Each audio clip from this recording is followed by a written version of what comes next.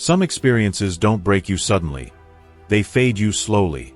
A quiet distance, a shift in tone, a door that doesn't close loudly but simply stops opening.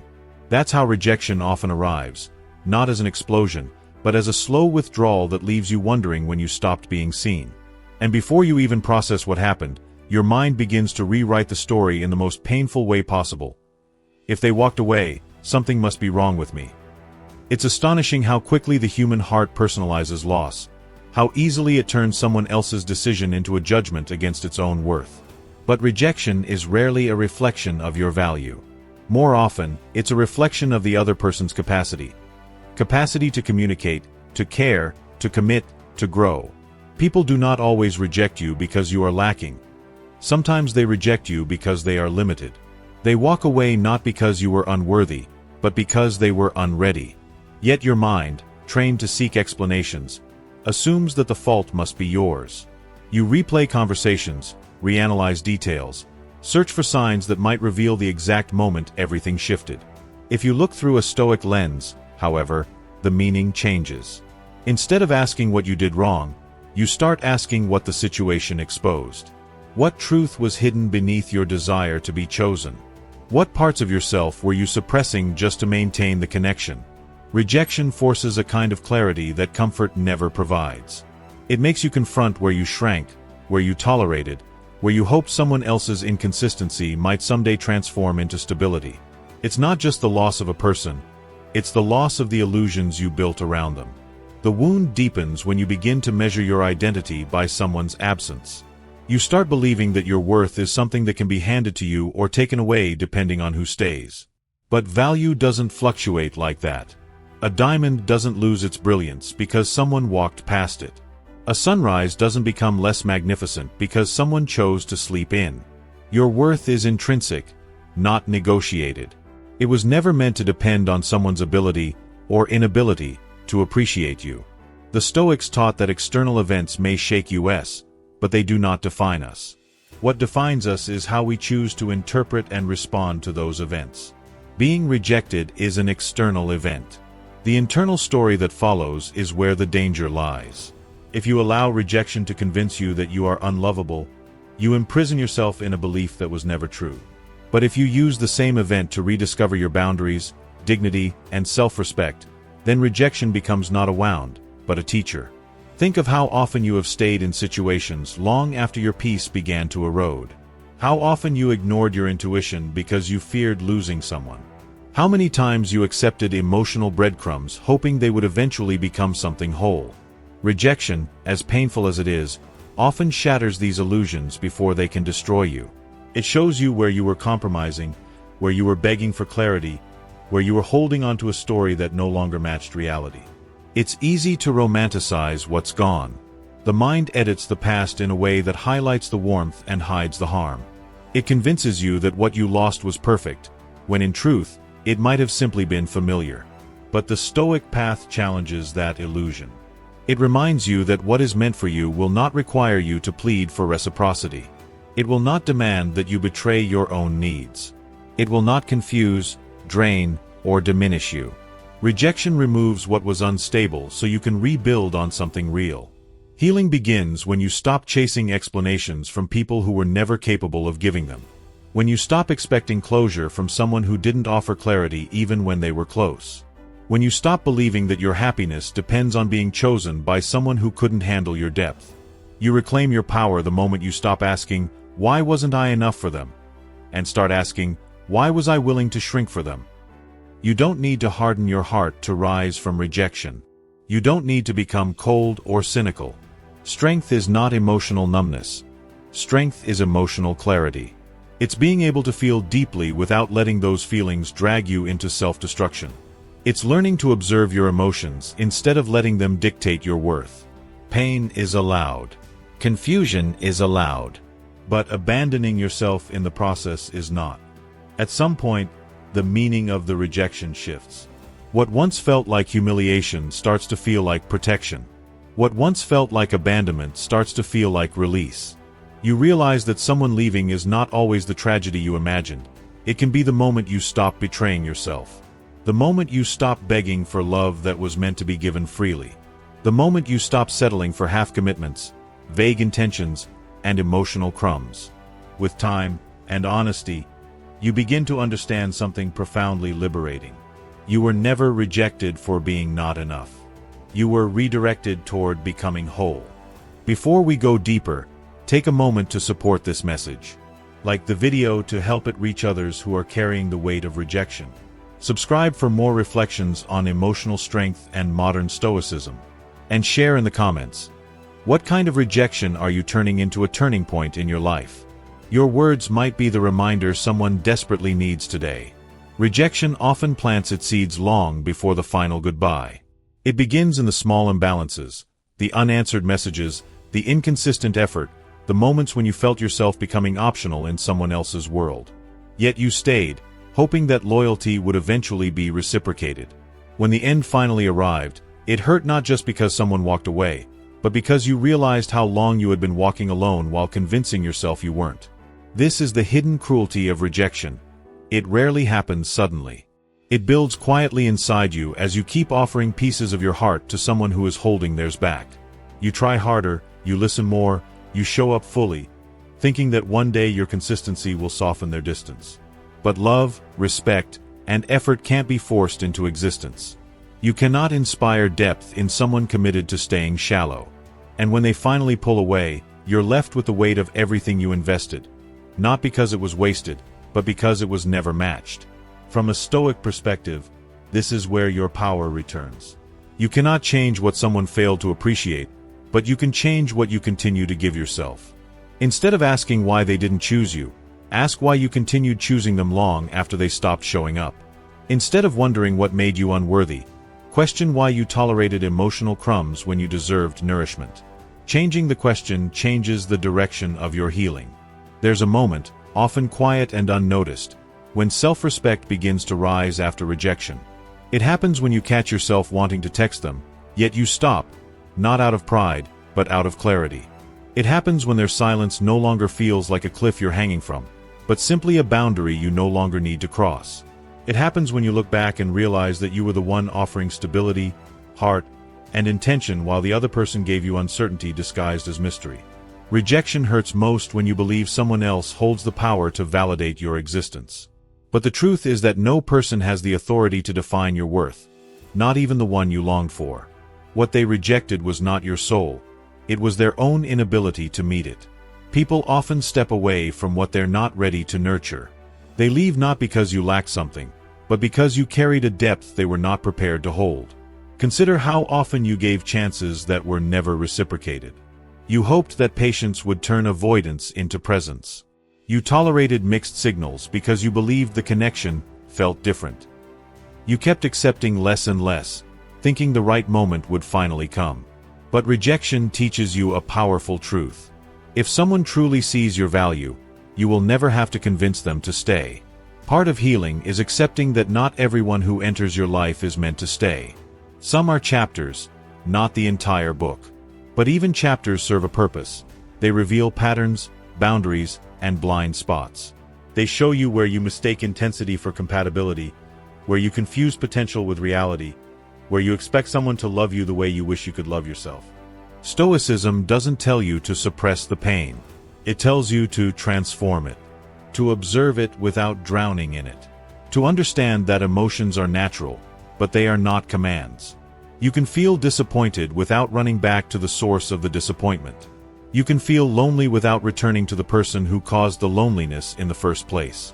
Emotional maturity is the ability to sit with discomfort instead of curing it with familiar self-destruction. And yet, one of the hardest parts of rejection is breaking the illusion that the person who left could have saved you from the emptiness they helped create. You may find yourself longing for their return, imagining that perhaps they'll realize what they lost. But the Stoic path teaches something liberating. Longing is not truth, it's habit. Familiarity often masquerades as destiny. Missing someone does not mean they were meant to stay. A powerful shift occurs when you begin to prioritize your inner world over anyone's external approval. You stop waiting for apologies to move on. You stop rehearsing conversations that will never happen. You stop chasing the attention of people who never gave you certainty. Instead, you start rebuilding your foundation. Slowly, intentionally, and without needing anyone to validate the process. You might start with small acts of care, organizing your space, cooking for yourself, walking in silence, choosing rest instead of overthinking. These are not insignificant. They are reminders that your life continues, that your story is evolving, that you are capable of giving yourself what you once begged from others. Over time, these small acts become habits, and habits become identity. You no longer see yourself as the rejected one. You see yourself as someone who survived what tried to break you. The truth is that rejection, despite its sting, can be a doorway back to yourself. It forces you to step away from the version of you that depended on someone's attention to feel whole. It invites you to reclaim your energy, your dignity, and your sense of direction. And slowly, with patience, you realize that the rejection you feared was actually protection. Protection from a life too small for who you are capable of becoming. At some point in this journey, you stop asking why they didn't choose you and start appreciating the opportunity to choose yourself. That's the moment everything shifts. Pain becomes perspective. Loss becomes liberation. And you begin to understand that the true tragedy was never them leaving. It was how long you stayed in a place where your heart wasn't truly seen. Healing after rejection is not a single moment of clarity. It's a slow unfolding. At first, everything inside you feels scattered, as if someone pulled the foundation from beneath your feet. You move through the day with a subtle ache, a heaviness in your chest, a mind that keeps drifting back to a person who is no longer there. You replay conversations, re-examine tiny gestures, and try to make sense of an ending that still feels unfinished. But the truth is that most endings are not logical. They are emotional. People often leave before they understand their own reasons, which means you will never find clarity in their absence. You will find it only in yourself. The Stoic path doesn't ask you to ignore this chaos. It asks you to face it without letting it consume the core of who you are. You begin by observing your thoughts instead of believing every one of them. The mind may whisper, "You weren't enough," but you answer with evidence. All the ways you showed up, tried, cared, and offered sincerity. The mind may insist, "You'll never find someone who understands you like they did." And you remind yourself that depth requires reciprocity, not one-sided investment. Slowly, gently, you begin separating truth from emotion. A vital skill the Stoics considered a form of internal discipline. As days pass, something subtle begins to shift. You start noticing moments of peace, even if small. A quiet morning, a completed task, a warm meal, a walk without overthinking, a laugh that escapes unexpectedly. These moments matter. They are signs that your identity is expanding beyond the pain. Healing is not the absence of sadness, it is the return of balance. You can miss someone without losing yourself. You can feel the ache without surrendering your future to it. One of the hardest realizations comes when you see how deeply you tied your worth to someone else's presence. You didn't just want them. You wanted the version of yourself that existed when they were near. Their approval became a source of validation, their attention a symbol of significance. When they pulled away, it wasn't just the connection that broke, it was the mirror you were using to see yourself. And standing in front of that empty mirror feels like facing a stranger. But this is where your real transformation begins. Because now, for the first time in a long time, you can rebuild your identity without needing someone else to confirm it. You get to define who you are based on your values, your growth, your integrity, not based on who chooses to stay. The Stoics believed that nothing external should hold power over your sense of self. Rejection exposes how much power you handed away, and invites you to take it back, piece by piece. Part of reclaiming yourself is breaking the cycle of idealization. The mind romanticizes what it misses, softening the edges of reality. It highlights the good moments and hides the parts that exhausted you. The empty reassurances, the emotional distance, the inconsistency that quietly chipped away at your peace. Healing asks you to remember the whole picture, not just the parts that comfort your loneliness. Only then can you understand that you weren't rejected because you were unworthy. Sometimes, you were rejected because you were finally outgrowing the version of yourself that tolerated too little. Yet the heart resists this truth. It wants closure, explanations, a final conversation that ties everything neatly together. But closure rarely comes from the person who hurt you. It comes from accepting what you cannot change and releasing the need for answers that won't alter the outcome. Instead of waiting for them to acknowledge your worth, you begin acknowledging it yourself. Instead of waiting for them to recognize the loss, You learn to recognize the gain, the return of your own strength. Healing also requires confronting your tendencies. Why did you hold on so tightly? Why did you ignore the red flags? Why did you shrink yourself to avoid conflict? These are not questions meant for blame. They are meant for awareness. Every rejection carries a message not about your inadequacy, but about the boundaries you didn't enforce, the patterns you didn't question, the emotional needs you were hoping someone else would fill for you. Once you see this clearly, you can choose differently moving forward. There will be days when the progress feels invisible. Days when the ache resurfaces and you wonder whether you've moved at all. But the Stoics taught that progress is not measured by the absence of emotion. It is measured by how quickly you return to yourself after being shaken. And you will notice that, over time, your return becomes faster. You don't spiral for hours anymore. You don't reach for someone who walked away. You don't compromise your dignity just to feel temporarily wanted. This is strength. Subtle, quiet, undeniable. As you rebuild, you become more selective about the spaces you enter. You stop choosing people out of loneliness. You stop tolerating inconsistencies that once felt normal. You stop settling for relationships that require you to silence parts of yourself to be accepted. Rejection sharpens your discernment. It teaches you to value emotional safety, communication, honesty, and effort, not just chemistry or potential. The most powerful shift happens when you no longer hope they come back, not out of bitterness, but out of clarity. You realize you don't want to return to a version of yourself that tolerated uncertainty just to feel loved. You don't want to go back to being someone who thought connection had to be earned through sacrifice. You don't want to revive a story that kept breaking you in the same places. When this clarity arrives, something remarkable happens. The rejection stops feeling like a wound and begins feeling like an escape. And as the pain dissolves, what remains is a deeper understanding of who you are. You realize that your heart is resilient, that your worth is intact, that your future is larger than the chapter that ended. You learn that losing someone doesn't mean losing yourself, unless you choose to. And you finally begin writing your story from a place of strength, not fear. Healing is not about forgetting the person. It's about remembering yourself. The self you abandoned trying to be loved, and the self you reclaim in the quiet aftermath of being rejected. A remarkable shift begins to happen when you stop trying to prove your worth to the person who rejected you. At first, it feels strange, like walking without the weight you were used to carrying. But as you detach from the need to be understood by those who didn't choose you, your energy starts returning to its rightful place, your own life. You begin noticing how much time you spent waiting for messages, rereading conversations, interpreting mixed signals, and giving chances that weren't earned. You start to see how much of your emotional world was shaped by someone who treated you like an option.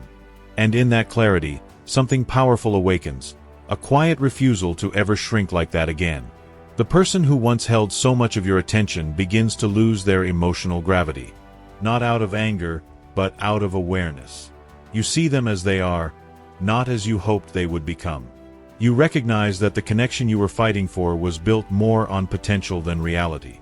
You realize that you were often carrying both sides of the relationship, the effort, the communication, the emotional depth, while they offered just enough to keep you hoping. This realization is painful, but it's also the birthplace of self-respect. Self-respect changes the way you respond to the world. You no longer wait for inconsistent people to decide when you matter. You stop explaining your value to those who treat you like a temporary distraction. You stop investing emotional energy in people who abandon conversations, commitments, and accountability. Instead, you begin setting boundaries, not as walls to keep love out, but as filters to protect your heart from carelessness. The Stoics believed that a person becomes powerful not by controlling others, but by mastering their own standards. And that is exactly what rejection pushes you toward. You start raising the bar, not to punish anyone, but to protect the parts of yourself you once gave away too easily. The tenderness you offered without hesitation now becomes something you choose to share only with those who show consistency. The loyalty you demonstrated without question now becomes a privilege, not a default.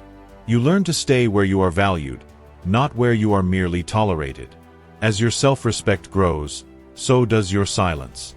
Not the silence of avoidance or pride, but the silence of outgrowing what no longer deserves a reaction.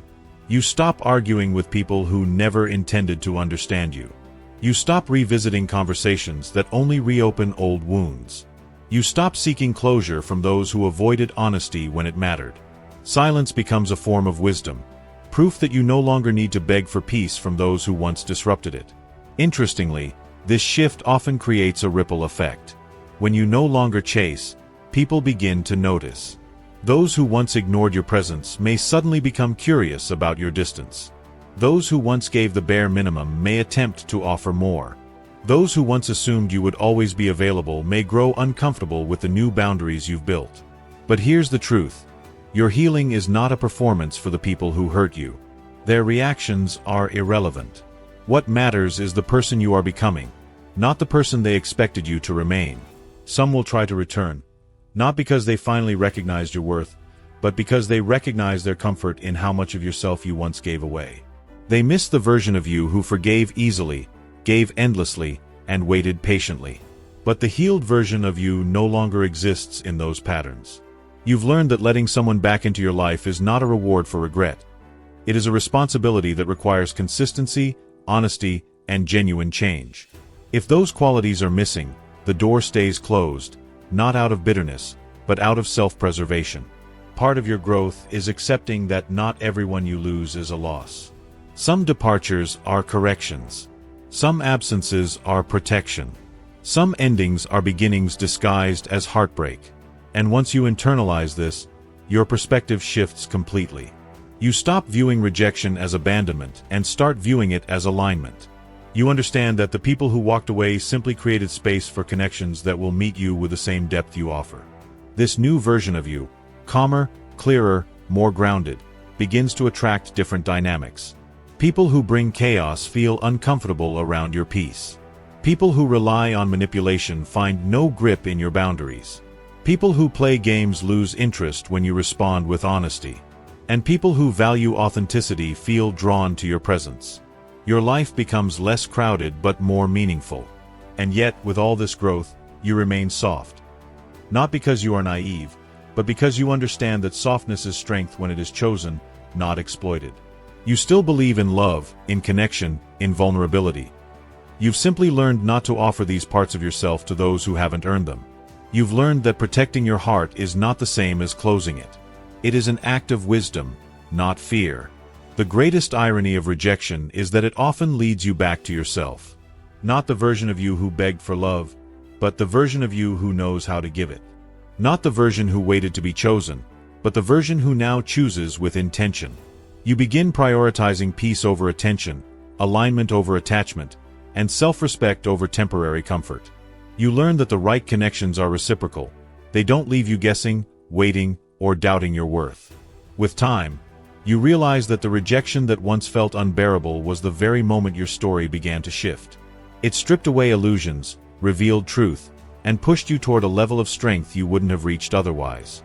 It became the turning point, the quiet rebirth that reshaped your inner world and redefined your future relationships. Eventually, the pain that once weighed so heavily becomes a distant memory, replaced by gratitude for the person you became through it. You don't wish to go back. You don't wish they had stayed. You don't wish the story had ended differently. Because now, with clarity and dignity, you see the truth. Rejection was never the end. It was the invitation to rise. At a certain point, something inside you shifts so profoundly that you almost don't notice it happening. You wake up one morning and realize your first thought isn't about the person who rejected you. Their absence no longer feels like a wound. It feels like space.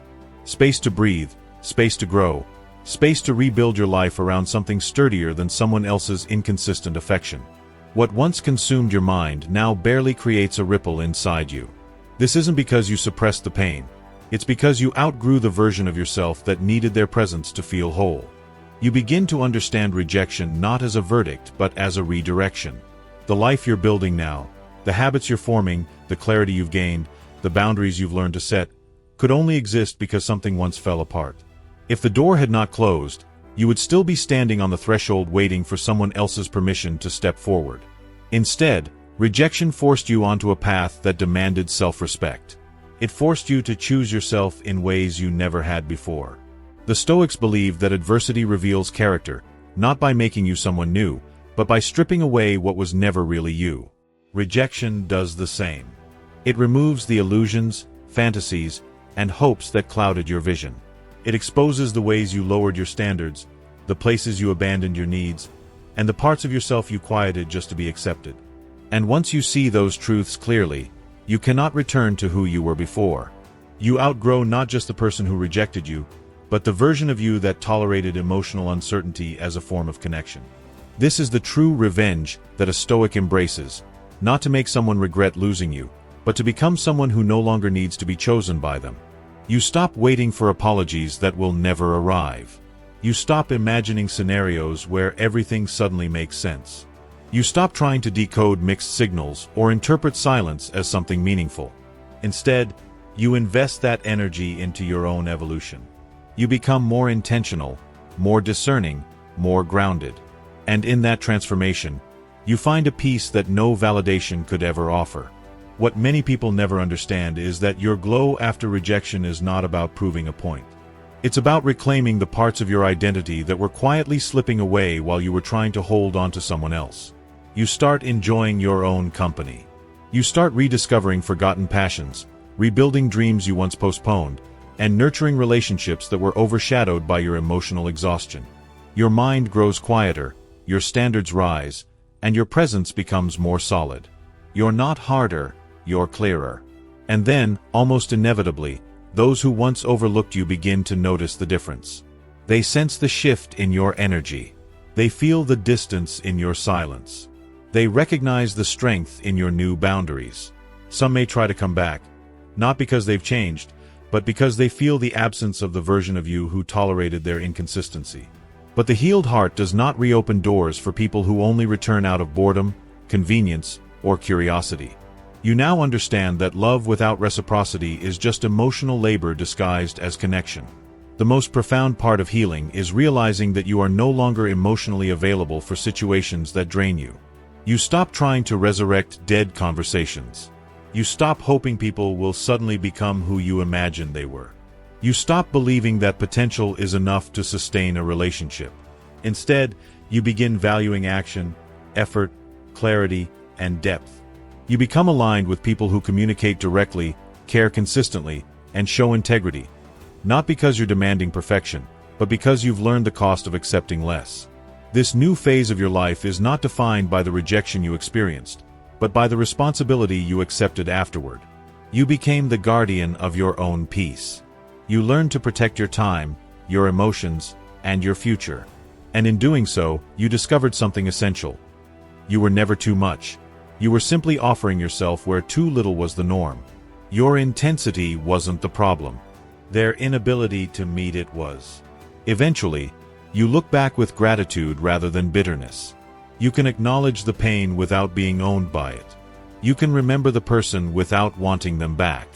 You can revisit the story without reliving the hurt. The rejection becomes a chapter, not the whole book.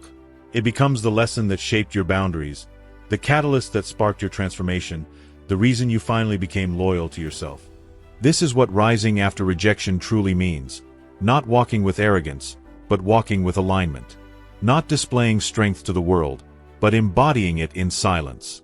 Not proving anything to anyone, but recognizing that your worth was never up for negotiation to begin with. You rest in the understanding that the right connections will never require you to abandon yourself. And the wrong ones will fall away naturally the moment you stop betraying your own needs. So now the question changes. It's no longer, why did they reject me? But, where can I go now that I no longer need their approval? That question opens a new life, one rooted in purpose rather than fear, grounded confidence rather than desperation, self-respect rather than self-neglect. You move forward not because you've forgotten the pain, but because you've grown beyond it. And if, someday, you encounter moments of doubt, remember everything you survived. Remember the nights you held yourself together when the silence was loud. Remember the strength it took to walk away instead of clinging to someone who couldn't stay. Remember how far you've come from the version of you that once confused attention with affection. That journey is proof that your spirit is far stronger than your heartbreak. Rejection did not break you. It refined you. It turned your wounds into wisdom and your longing into clarity. And now, standing on this new ground, you finally see that what left you did not take your worth with it. If this message resonated with your story or spoke to something you've been carrying in silence, like the video, subscribe for more reflections on emotional strength and Stoic resilience. And share in the comments what rejection you are transforming into strength. Your voice may be the message someone else needs to rise, too.